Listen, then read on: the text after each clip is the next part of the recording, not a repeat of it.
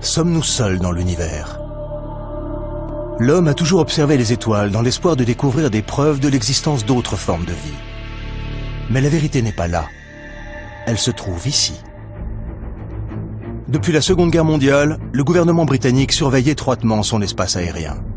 Le ministère de la Défense a conservé dans ses archives des milliers de témoignages sur des cas d'observation d'OVNI, dont certains restent à ce jour inexpliqués. Mais le secret a été levé depuis peu. Grâce à ces dossiers rendus publics, nous sommes aujourd'hui en mesure de vous dévoiler toute la vérité sur les ovnis observés dans le ciel de Grande-Bretagne. Une collision aérienne évitée de justesse. Je ne sais pas ce que c'était. Et aujourd'hui, je n'en ai toujours pas la moindre idée. La rencontre rapprochée d'un bombardier de la Seconde Guerre mondiale. Je n'aime pas en parler. Je n'en parle qu'à mes amis proches. Un objet non identifié repéré par un radar. Et de nouveaux éléments sur un célèbre cas d'observation d'OVNI, le Roswell gallois. Si on pouvait prouver l'origine extraterrestre d'un OVNI, c'est tout notre système de croyances qui s'en trouverait profondément modifié. Face à ces histoires étranges et inexpliquées, comment ne pas s'interroger sur l'existence d'autres formes de vie venues d'ailleurs?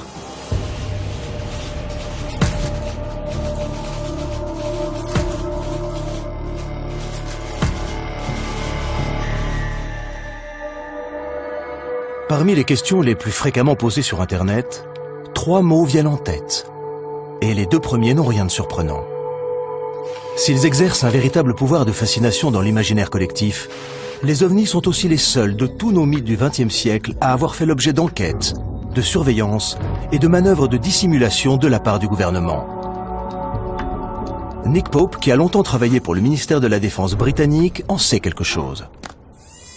En 1952, le ministère de la Défense a jugé nécessaire de monter une petite unité chargée d'enquêter de manière permanente sur le phénomène des ovnis.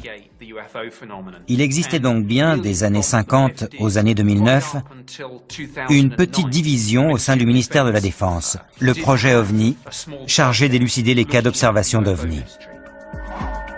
En charge du service OVNI dans les années 90, Nick Pope a contribué à augmenter le nombre très impressionnant de dossiers que le ministère avait accumulés au fil du temps. Depuis l'ouverture de ses archives, la parole s'est libérée. Des témoins clés donnent désormais leur version des faits. Et les ufologues, sceptiques ou convaincus, sont de plus en plus nombreux à s'interroger sur ce que le ministère de la Défense a tant cherché à garder secret. C'est grâce au travail de persuasion du journaliste David Clark que le ministère de la Défense a fini par accepter de rendre ses dossiers publics. On se rend compte en parcourant ces dossiers que rien que chez nous, au Royaume-Uni, les phénomènes étranges observés dans le ciel se comptent par milliers. Il y a des choses dans le ciel que les gens sont incapables d'identifier, et ça n'a rien de nouveau.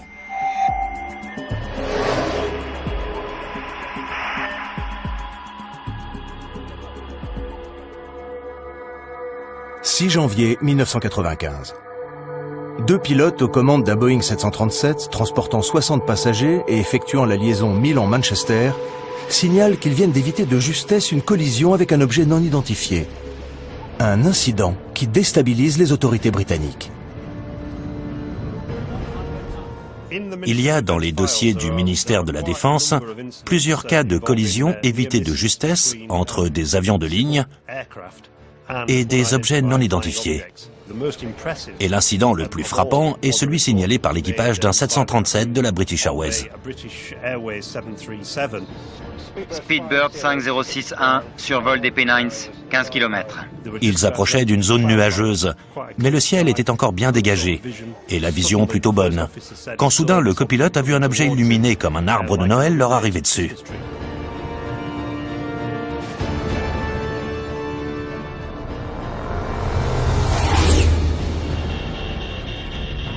Qu'est-ce que...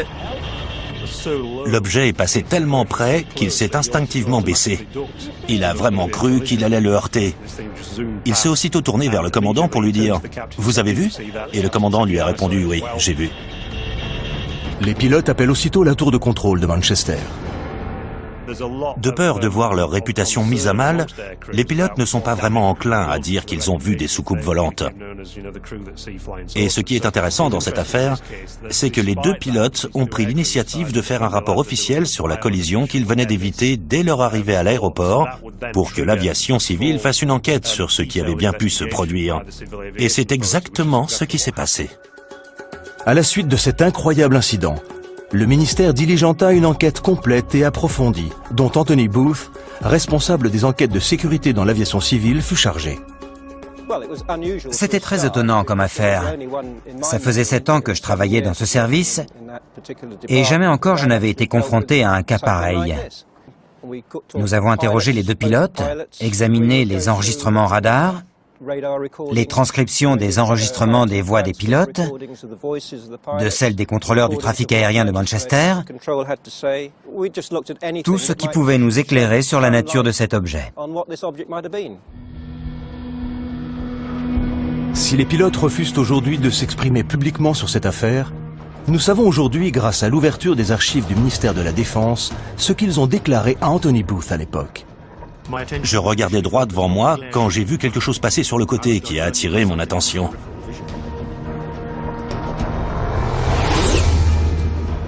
L'objet était couvert de petites lumières blanches, un peu comme un sapin de Noël. Il allait très vite, et bien que sa distance ait été difficile à estimer, il semblait très proche. Il existe une transcription des propos échangés entre le commandant du 737 et la tour de contrôle. Manchester Speedbird 5061. Nous venons de voir quelque chose passer juste au-dessus de nous, côté droit. Et Manchester a aussitôt répondu « On n'a rien sur les écrans radars ». Un appareil? Il avait des feux en tout cas. Il est passé très vite à droite. Et le contrôleur leur a demandé « Au-dessus de vous ?» Pratiquement, oui. Le contrôleur leur a demandé de rester vigilants, mais il n'y avait apparemment plus rien à voir. Il devait vraiment aller... Très vite, vu la vitesse à laquelle il a disparu. Bon, ok, très bien. Rien n'apparaît sur les écrans radars de la tour de contrôle de Manchester. Ce qui, d'après le spécialiste des radars Doug Robb, est plus qu'étonnant. Vu le nombre de radars installés à cet endroit, les chances qu'une telle activité échappe à la détection sont quasi nulles. Tout mouvement de cet ordre aurait dû déclencher une réponse radar, et ils n'ont rien détecté. Comment l'objet a-t-il pu échapper à la surveillance des radars? Les dossiers du ministère de la Défense montrent que pilotes et enquêteurs ont pourtant tout envisagé. Un deltaplane? De nuit, ce serait suicidaire. Un radar normal ne peut pas détecter un deltaplane. Une comète? Non, je pense pas. Un radar pourrait détecter un météore au moment de sa rentrée atmosphérique s'il était précisément orienté dans sa direction. Et ça aurait pu être le cas pour ce fragment qui a failli les percuter. Un avion militaire? Possible, mais ça n'y ressemblait pas. Et on est tout près d'un aéroport. Il aurait dû apparaître sur les écrans radars. Un avion espion? J'en doute. Ça y ressemblait pas. Un avion furtif n'est pas détectable par des radars normaux. Ce sont des avions top secret qui volent à l'abri des regards et qui ne s'approchent évidemment pas des avions de ligne. Un ovni? C'est malin. Je sais pas. Ils ne mentent pas. Ils ont vécu quelque chose de totalement déconcertant qu'ils n'arrivent pas à expliquer. Les dossiers montrent que la piste militaire a été sérieusement envisagée par les enquêteurs. Mais aucun document de source officielle n'a permis d'accréditer cette thèse. Un vol militaire aussi près d'un aéroport international important semble plus qu'improbable. De quel objet pouvait-il donc s'agir? Conservé dans les archives du ministère de la Défense depuis 1995, nous avons découvert les conclusions de l'enquête menée par Anthony Booth. À chaque enquête, nous étions parvenus à une conclusion satisfaisante, une conclusion ferme et définitive, ce qui n'a pas été le cas ici. Nous n'avons pas été en mesure d'établir les causes de l'incident ni d'évaluer les risques. Risque non évaluable, cause non évaluable. Ce n'est pas le genre de conclusion qu'on trouve habituellement dans un rapport officiel. Ça revient à dire, nous n'avons pas la moindre idée de ce que c'était. On ne va jamais nous croire. On va surtout se faire charrier, oui. Le groupe de travail conclut. Il ne fait aucun doute que les pilotes ont vu quelque chose et que l'objet était de taille suffisamment importante pour qu'un rapport sur une collision évitée de justesse soit rédigé. la nature de l'objet n'a malheureusement pu être identifiée. L'hypothèse d'activité extraterrestre est sans doute fascinante, mais cette question n'est pas de notre ressort. Elle devra donc être examinée par les spécialistes de ce domaine. Pour l'ufologue Nick Pope, cette absence de conclusion laisse la porte ouverte à toutes les hypothèses possibles et imaginables. Je trouve ça fou. Objet non identifié ne veut pas forcément dire vaisseau spatial extraterrestre. Mais il est clair que quelqu'un, que ce soit le commandant, le copilote, les enquêteurs de la direction de l'aviation civile ou le ministère de la Défense, il est très clair que quelqu'un, à un moment donné, s'est dit « Effectivement, pourquoi ne pas envisager la piste extraterrestre ?» Je ne sais pas ce que c'était, et je n'en ai toujours pas la moindre idée aujourd'hui. On ne peut pas prétendre tout savoir. Il est possible qu'il y ait des choses que nous ignorons encore aujourd'hui. L'enquête menée sur cette collision évitée de justesse montre à quel point le ministère de la Défense prenait ces phénomènes inexpliqués au sérieux.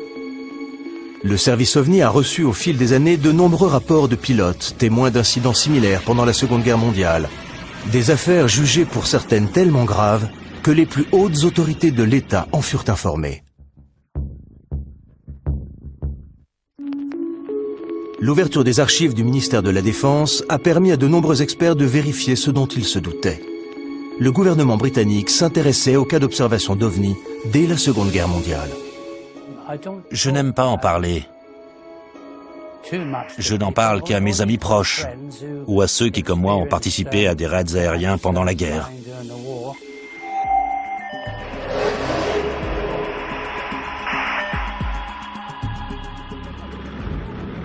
Printemps 1944. L'aviation britannique bombarde l'Allemagne. Les bruits qui courent alors sur d'étranges missiles non identifiés parviennent jusqu'au haut commandement des armées. D'après les dossiers du ministère de la Défense, l'ordre de garder le silence sur ces objets non identifiés susceptibles de nuire au moral de la population est venu de l'état-major même des armées. L'artilleur Bernard Day témoigne.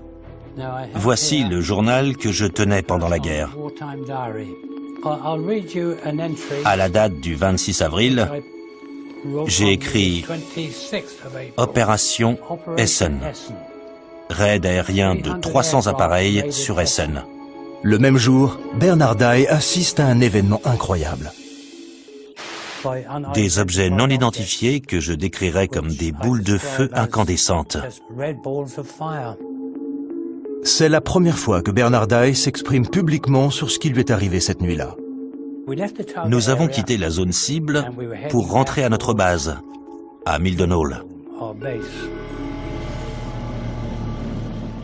Nous survolions la France, où tout était calme. Soudain, j'ai vu 3 boules de feu sous l'appareil qui nous arrivaient droit dessus. J'ai immédiatement prévenu notre pilote, Arthur Horton, avec l'interphone de bord. Quelques secondes plus tard, Brian Harper, l'artilleur qui était à l'arrière, a vu 2 autres boules de feu. Un peu troublé, Arthur a demandé « Des avions de chasse ?» Et je lui ai répondu « Non, pas des avions de chasse, Arthur. Des boules de feu qui foncent droit sur nous. » J'ai dit à Arthur « Change de cap. Vire à droite. Vite, vite, vite. »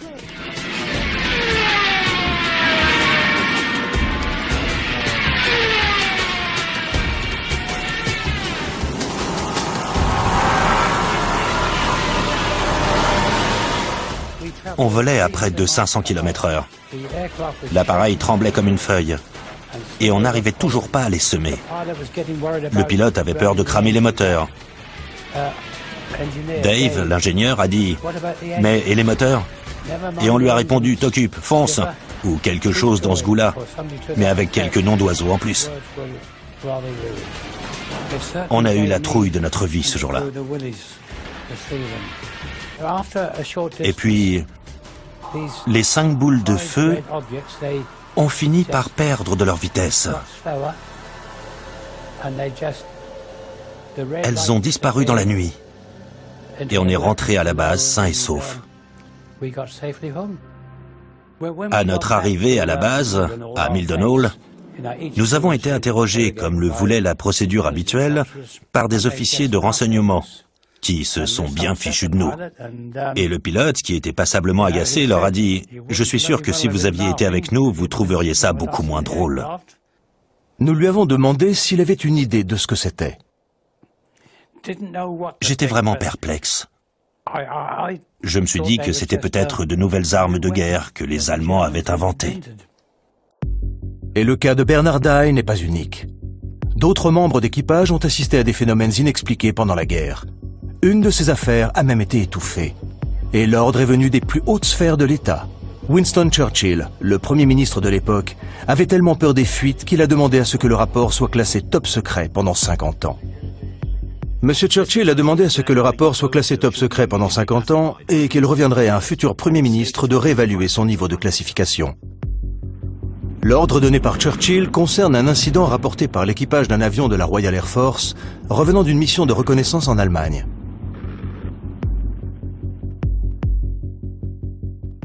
Mon grand-père a assisté à une discussion à propos d'un incident qui était arrivé à l'équipage d'un bombardier de la Royal Air Force. Selon les dossiers du ministère de la Défense, l'histoire a d'abord été rapportée par le petit-fils du garde du corps de Churchill, qui avait assisté à une réunion d'urgence entre le Premier ministre et le général Eisenhower, commandant suprême des forces alliées en Europe, où les deux hommes avaient discuté de l'incident. Il écrivait pour savoir si le ministère pouvait confirmer cette histoire selon laquelle le garde du corps avait assisté à une discussion entre Churchill et Eisenhower à propos d'un mystérieux incident qui était arrivé à l'équipage d'un avion de reconnaissance de la Royal Air Force.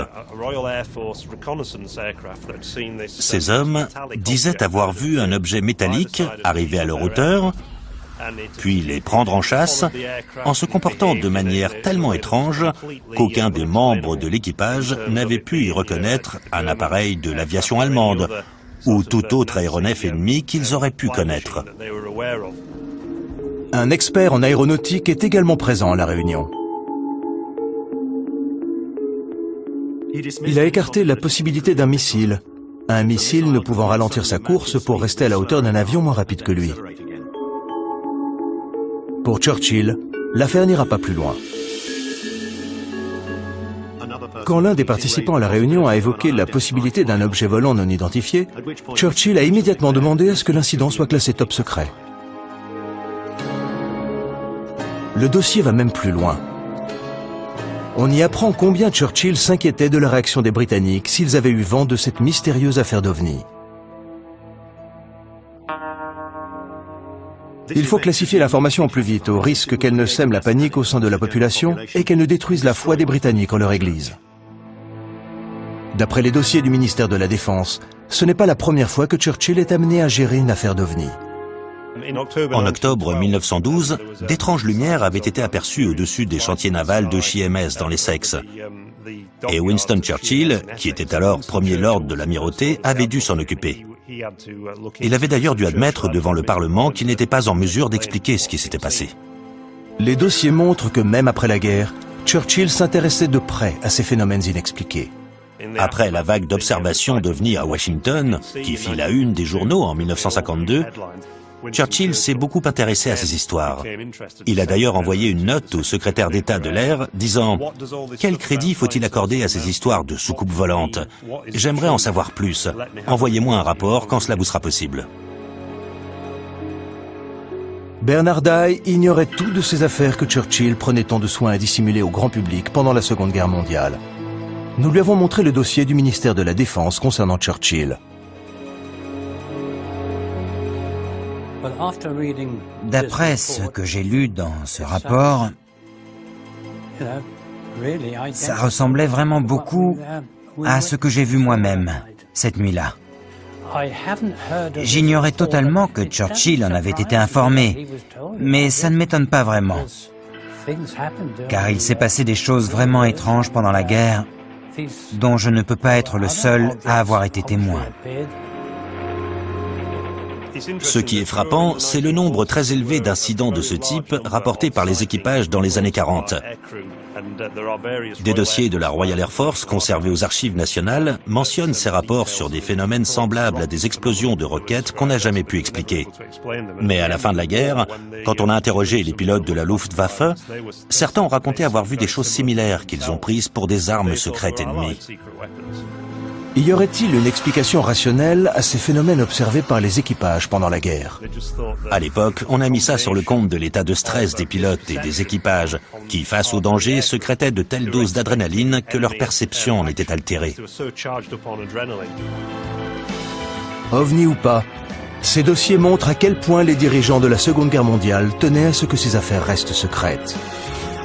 Et le temps ne changera rien à l'attitude du gouvernement face aux OVNI. 50 ans plus tard, il en aura toujours aussi peur.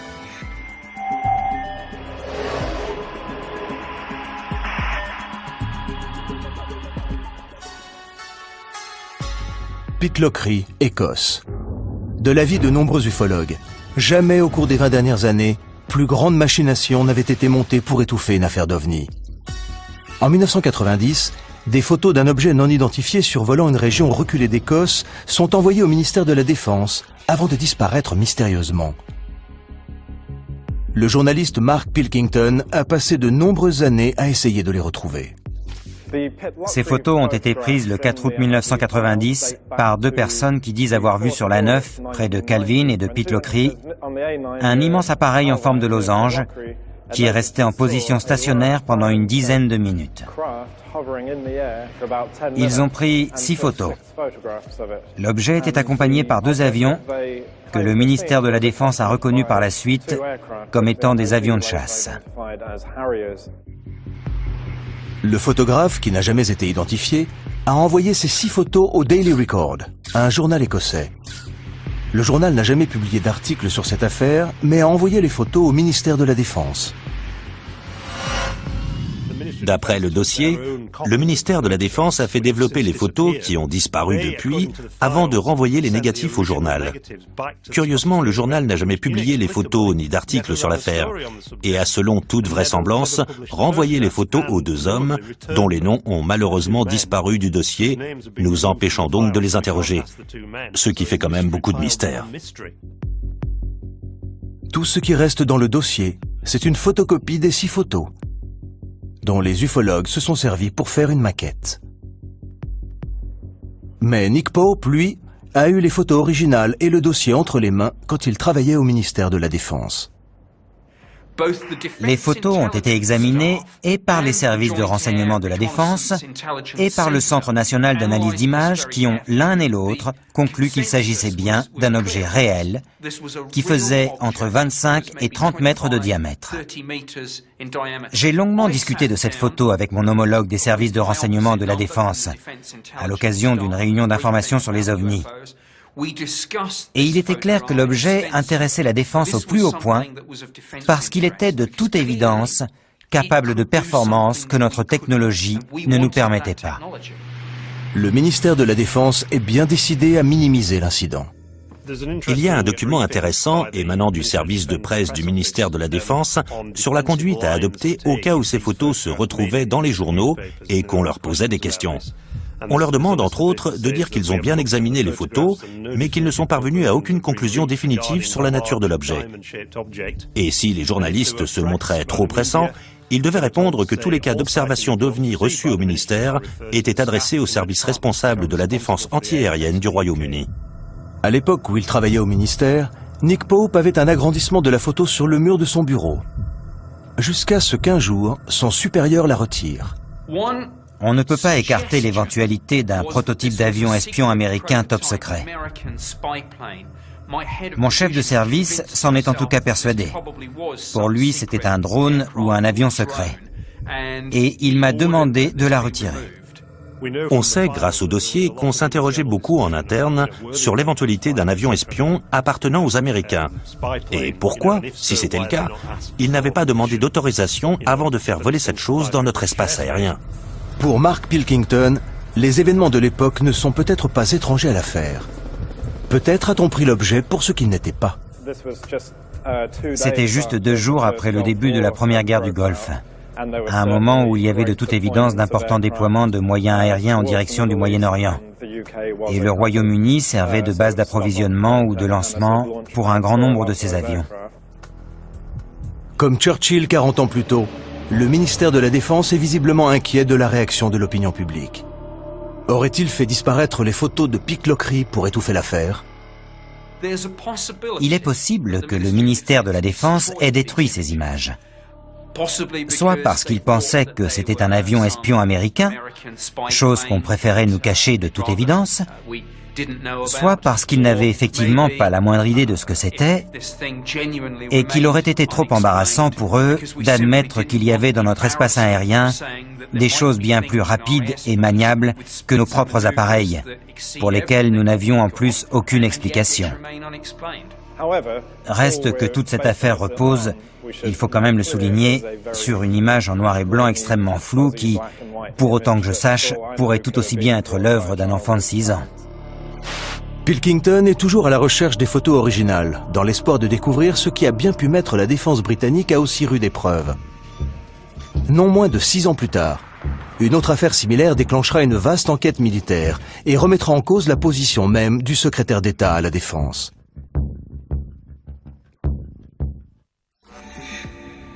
En 1996, le ministère de la Défense se retrouve embarqué dans une nouvelle affaire d'OVNI, repérée cette fois dans le ciel d'East Anglia. Une affaire qui impliquera la police, la gendarmerie maritime et la Royal Air Force, et où le secrétaire d'État à la Défense en personne sera interpellé sur son inaction. Je suis très préoccupé par un incident survenu près des côtes d'East Anglia relatif à un objet volant non identifié dont la présence a été corroborée par plusieurs radars militaires. Pourquoi n'avons-nous pas envoyé nos chasseurs ? Cette affaire, qui sèmera la panique jusqu'au sommet de l'État, débute par une calme soirée d'octobre sur la côte est du Royaume-Uni.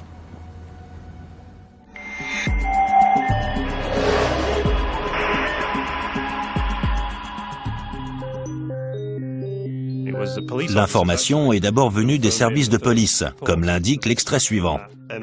La police signale au petit matin d'étranges lumières rouges et vertes tournoyant dans le ciel au sud-est de Skegness. Il semble qu'elles soient très haut dans le ciel, juste au-dessus du Wash. Les agents appellent le commissariat de Skegness pour signaler les lumières. J'ai tout de suite appelé le centre de commandement de Skegness qui a prévenu la gendarmerie maritime de Yarmouth, pensant qu'il s'agissait d'un incident qui s'était produit en mer. Nous avons eu un appel vers 3h15 heure locale de la police de Skegness, qui nous signalait la présence de cette lumière au sud-est de la ville.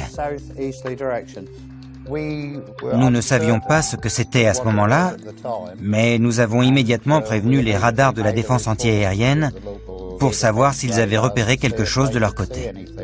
L'appel passe par la base de Neatishead, le centre de défense antiaérien le plus important du sud de l'Angleterre. Le radar de Claxby signale un écho à 2,1 degrés. Un radar a détecté la présence d'un objet qu'ils n'ont pas identifié, mais qui n'était pas un avion. L'écho-radar et les étranges lumières signalées non loin de Skegness auraient-ils la même origine? Un vent de panique souffle sur la ville et la police reçoit des dizaines d'appels. Non, ils ne sont pas en train de nous envahir. Un appel est lancé à tous les navires pour savoir si les lumières sont visibles depuis la mer. Un tanker répond. Conocost à Yarmouth, signalons un groupe de lumières au-dessus de l'estuaire. Le navire qui a appelé, le Conocost, se trouvait dans cette zone, tout près. À 3h50, l'agent Leyland monte sur le toit du commissariat de Skegness et filme les lumières pendant 5 minutes. Il n'y en a désormais plus qu'une, de couleur blanche et en position stationnaire. Dans les milieux ufologues, la nouvelle se répand comme une traînée de poudre. Il y a eu des fuites, et la transcription des propos échangés entre la gendarmerie maritime, la police et le chalutier s'est retrouvée sur le bureau d'un journaliste. L'affaire a soudain pris de telles proportions qu'elle est arrivée aux oreilles d'un député de la région. L'affaire prend une telle ampleur que le député travailliste local, Martin Redmond, s'en mêle et interpelle les pouvoirs publics. Martin Redmond disait « On a des policiers qui voient des ovnis, des officiers de la Royal Air Force qui les suivent sur leur radar, et on n'est pas fichu d'envoyer un avion sur place pour voir ce qui se passe. » Voici une copie de la lettre envoyée par Martin Redmond au secrétaire d'État à la Défense Michael Portillo, dans laquelle il dit « Je suis très préoccupé par un incident survenu près des côtes d'East Anglia, relatif à un objet volant non identifié, dont la présence a été corroborée par plusieurs radars militaires. Si j'aimerais évidemment savoir ce que c'était, ce qui me préoccupe le plus, c'est la pagaille que cet incident semble avoir semée. Il met directement en cause le ministre de la Défense. Pourquoi n'avez-vous rien fait? Que faisait la Royal Air Force? Ce que la Royal Air Force n'a évidemment pas du tout apprécié. La lettre provoque un véritable scandale. Le ministère de la Défense va même jusqu'à diligenter une enquête pour savoir pourquoi la Royal Air Force n'a rien fait. Doug Robb était responsable des opérations ce soir-là, et les conclusions de l'enquête du ministère de la Défense que nous lui avons montrées ne l'ont guère surpris. Cette carte indique l'emplacement des radars autour de Boston cette nuit-là. Et il est précisé ici que c'est le radar de Claxby qui a repéré l'objet. L'objet était immobile, sur Terre. Et après enquête, on a conclu qu'il s'agissait du clocher de l'église de la paroisse, le Boston Stump, comme on l'appelle ici. Le coupable tout désigné pour le ministère de la Défense. L'église, connue dans les milieux aéronautiques sous le nom de Boston Stump, apparaît parfois sur les écrans radars selon le type de propagation utilisé. Ils ont dit que le phénomène n'avait rien à voir avec les lumières stationnaires très vives que la police et l'équipage du tanker avaient vues entre Boston et Skegness. Le rapport conclut « Rien ne justifiait l'envoi de chasseurs de la Royal Air Force ». N'en déplaise au député Martin Redmond. On déclenche la procédure dans le cas d'un appareil qui arrive à grande vitesse. Mais on n'envoie pas un chasseur sur un objet fixe, sur Terre qui plus est. On ne peut pas parler de menace. Si l'objet repéré par le radar était bien l'église, qu'en est-il des mystérieuses lumières aperçues par la police et l'équipage du tanker? Le ministère de la Défense a minutieusement examiné les images tournées par l'agent Leyland. Cela fait penser à un lointain corps céleste. Le ministère de la Défense a fait analyser les images par l'Observatoire royal de Greenwich. Nous avons montré à l'astronome et ufologue Ian Redpath les conclusions de l'Observatoire et les images vidéo que le ministère de la Défense conservait dans ses archives depuis 1996. Quand on regarde les images tournées par la police, on voit un point lumineux très brillant, parfaitement immobile.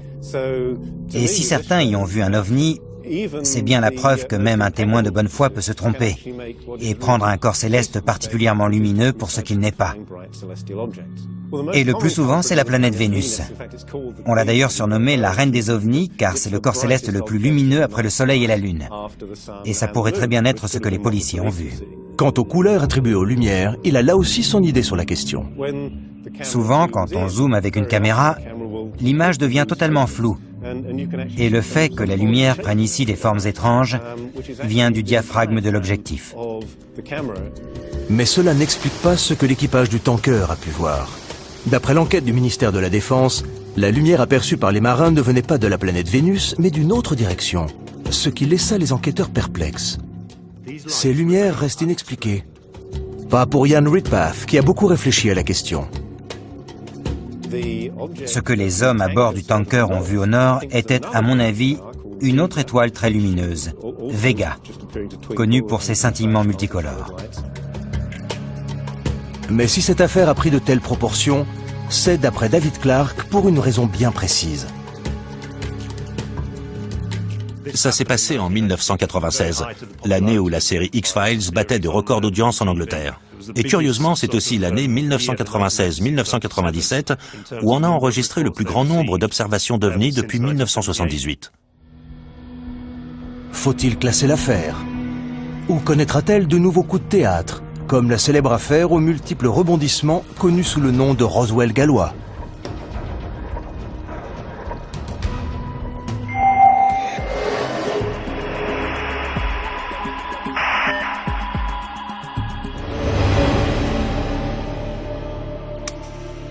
« 1974, au nord du Pays de Galles. Des milliers de témoins font état d'une violente secousse sismique et d'étranges lumières tombant du ciel. De l'avis de certains ufologues, il s'agirait d'un crash d'OVNI, affaire que le gouvernement aurait depuis cherché à étouffer. Il y a eu une terrible explosion et une violente secousse qui a fait trembler toute la maison. J'ai eu l'impression que ça passait juste au-dessus de nous. J'ai cru que la maison allait s'effondrer. J'ai vu des lumières tomber du ciel là-bas, au-dessus des montagnes. 24 janvier 1974 à 21h50, heure GMT. 5 corps incandescents sont aperçus dans le ciel. De nouvelles révélations viennent de remettre l'affaire sur le devant de la scène.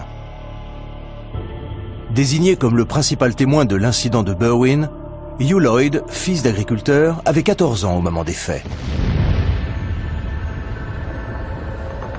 Il était 20h30 quand Hugh et son père ont senti la violente secousse qui fit trembler toute la maison. Près de 40 ans plus tard, Hugh se souvient de ce jour comme si c'était hier. Il y a d'abord eu un bruit sourd, et tout de suite après, la maison s'est mise à trembler violemment.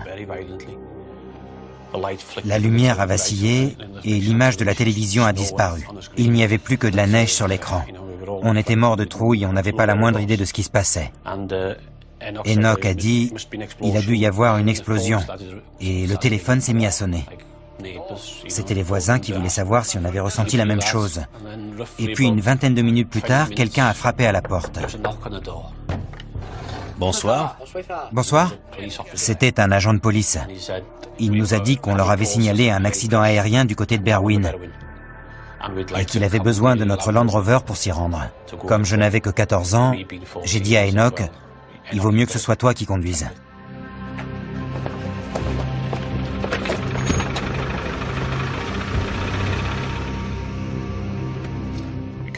On a roulé sur un peu plus d'1 kilomètre en direction des montagnes et on s'est arrêté. On est sorti de la voiture avec les torches, tout était calme.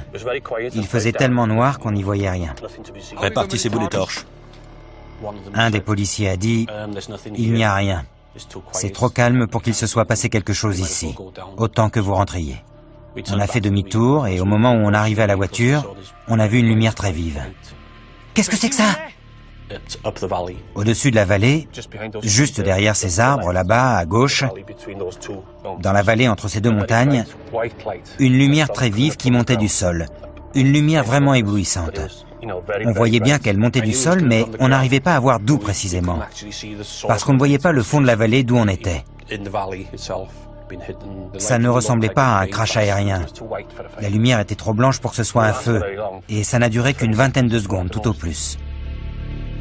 Et ils ont eu beau chercher, ils n'ont jamais découvert la moindre trace d'accident aérien. Comment expliquer cette lumière? L'ufologue Andy Roberts a passé des années à enquêter sur cet incident. S'il ne croit pas vraiment à la thèse extraterrestre, il admet qu'il existe un véritable mystère autour de cette affaire. Quand Patty Vance, une infirmière d'un village des environs, a entendu l'explosion, elle a tout de suite pensé à un accident aérien. Et comme elle était infirmière et qu'elle avait du matériel médical, elle a décidé de se rendre immédiatement sur place pour venir en aide aux blessés en attendant que les secours arrivent. Patty Vance et ses 2 filles sont à environ 6 km de l'endroit où se trouve Hugh Lloyd, quand la violente secousse se fait sentir.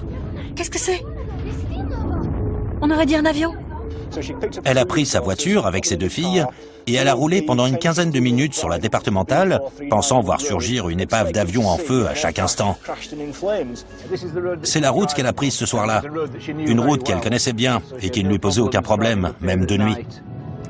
Elle arrivait dans l'autre sens et au détour de ces arbres, là-bas, elle a eu la surprise de découvrir sur la gauche, non pas une scène de crash aérien, mais une énorme boule de lumière qui passait du rouge au blanc, puis au orange. La source lumineuse est bien trop loin de la route pour pouvoir parcourir la distance à pied. Abasourdie, Patty Vance et ses 2 filles restent un moment dans la voiture à regarder l'étrange boule de lumière changer de couleur. Près de cette boule, grosse comme la moitié de la Lune, elle a vu s'agiter des torches et des phares de voiture. Elle n'a pas vraiment compris ce qui se passait, mais comme visiblement ce n'était pas un crash aérien et que la situation avait de toute évidence déjà été prise en main, elle est rentrée chez elle, mais elle ne sait toujours pas ce qu'elle a vu. Malgré l'arrivée de mystérieux hommes en noir censés faire la lumière sur cette affaire, Patty Vance et Hugh Lloyd ne sauront sans doute jamais ce qu'ils ont vu cette nuit-là. L'étrange boule de lumière aperçue par Patty Vance et Hugh Lloyd en 1974 fait désormais partie du folklore ufologique. Et rien dans les dossiers du ministère de la Défense ne semble vouloir éclaircir ce mystère, qui décidément résiste à toute tentative d'explication. Peu de temps après l'incident, des chercheurs de l'Institut d'études géologiques britanniques furent dépêchés sur les lieux pour enquêter sur la secousse sismique. Juste après le tremblement de terre, nous avons reçu pas mal de témoignages, pas tous très cohérents, sur l'endroit exact où les lumières avaient été aperçues. J'ai donc envoyé une équipe pour interroger les gens sur place sur ce qu'ils avaient vu, entendu et ressenti. Dans la légende de Berwyn, les hommes de l'Institut d'études géologiques britanniques, aux allures de fonctionnaires et tout de noir vêtus, ont été surnommés les hommes en noir. Certains semblaient trouver notre démarche suspecte et on nous regardait d'un drôle d'air, comme si nous, humbles chercheurs de l'Institut d'études géologiques, avions quelque chose à voir avec les étranges événements qui s'étaient passés dans la région. Nous avons retrouvé dans les dossiers du ministère de la Défense le compte-rendu de Chris Browett sur son entretien avec l'infirmière Patty Vance. Dans le compte-rendu que j'ai rédigé à l'époque, Patty Vance disait qu'elle avait effectivement ressenti la secousse, mais qu'elle avait surtout eu très peur d'une lumière qu'elle avait vue dans le ciel. Une grosse boule de lumière d'un rouge incandescent. Ça, c'est la photocopie d'une carte que nous avons beaucoup utilisée lors de nos déplacements. Elle nous permettait de localiser l'endroit où l'interview avait eu lieu et de savoir ce que la personne avait vu, entendu et ressenti à cet endroit précis. La découverte de cette carte, conservée dans les archives du ministère de la Défense, a été une véritable révélation. On y voit que les lumières aperçues par Patty Vance et Hugh Lloyd sont apparues simultanément à un endroit très précis. L'ufologue Andy Roberts est retourné à l'endroit où Patty Vance et ses filles avaient vu la boule de lumière en 1974. Le même endroit où elle a raconté son aventure à Andy Roberts en 1998. Quand j'ai amené Patty Vance ici en 1998 et qu'elle m'a raconté son histoire, je l'ai prise en photo. Une photo où elle montre du doigt l'endroit où elle a vu ce qu'elle a vu en 1974. Et on voit qu'elle indique cette direction, là où la police et les agriculteurs sont eux-mêmes venus voir ce qui se passait. Patty Vance était sur la route qui va de Languedoc à Welshpool, qui se trouve juste là, derrière ces arbres, là-bas. Donc si elle était à cet endroit-là, elle a sûrement vu la même chose que nous, parce que c'est pile dans l'alignement. Je suis sûr et certain qu'elle a vu les mêmes lumières que nous. On découvre dans les dossiers la piste privilégiée par le ministère de la Défense pour expliquer l'explosion et les mystérieuses lumières. Les recherches menées dans la zone concernée n'ont montré aucune trace d'impact. De l'avis de l'organisme britannique de météorologie, il pourrait cependant s'agir d'un bolide, à savoir un météore qui se désintègre pendant sa chute dans l'atmosphère. Selon une enquête menée parallèlement par la Société britannique d'astronomie, il est probable que le météore se soit désintégré au-dessus de Manchester et que son apparition ait été précédée à 20h30 par une secousse sismique dans les montagnes de Berwyn, n'ayant aucun lien avec la chute du météore. Le rapport fait donc état de deux événements distincts qui, par le plus grand des hasards, se sont produits la même nuit. Un météore qui se désintègre dans l'atmosphère et une secousse sismique. Cette incroyable coïncidence, deux phénomènes naturels distincts, un météore et une secousse sismique, se produisant simultanément, peut-elle expliquer à elle seule le mystère de Berwyn? Pour les partisans de la piste ufologique, il est évident que non. Les dossiers ne répondent en rien à la principale question soulevée par cette affaire. D'où provenait cette lumière montant du sol? Ce que Patty Vance a vu reste un mystère. Je n'imagine pas une seconde qu'il puisse s'agir d'un ovni. Encore que, dans le cas présent, il faudrait d'ailleurs plutôt parler d'un objet terrestre non identifié. Le mystère reste entier. Qu'on ait voulu privilégier la piste extraterrestre ou la thèse plus rationnelle du tremblement de terre et des météores, il faut quand même bien admettre que nous ne savons toujours pas ce qui a bien pu émettre cette lumière pendant au moins 10 bonnes minutes. Peut-on aujourd'hui parler d'affaires classées face à toutes ces questions restées sans réponse? Je pense que l'affaire Berwyn est loin d'être classée aux yeux du grand public. Il y a des gens qui, aujourd'hui, sont convaincus que l'ouverture de ces archives fait même partie d'une campagne de désinformation de la part du ministère de la Défense qui continue à vouloir nous cacher la vérité sur les ovnis. À terme, le ministère de la Défense s'est engagé à rendre tous les dossiers OVNI publics. Mais nous dévoilera-t-il vraiment tous ces secrets? Et sommes-nous réellement prêts à ne plus croire aux ovnis? Pour certains, les ovnis sont parmi nous, et ce pour un long moment encore. Jusqu'à ce que les vrais extraterrestres débarquent, sans doute. Il y a des gens qui disent que si on nous distille ces informations au compte-gouttes, c'est pour nous préparer au jour où on nous annoncera que ces choses existent vraiment.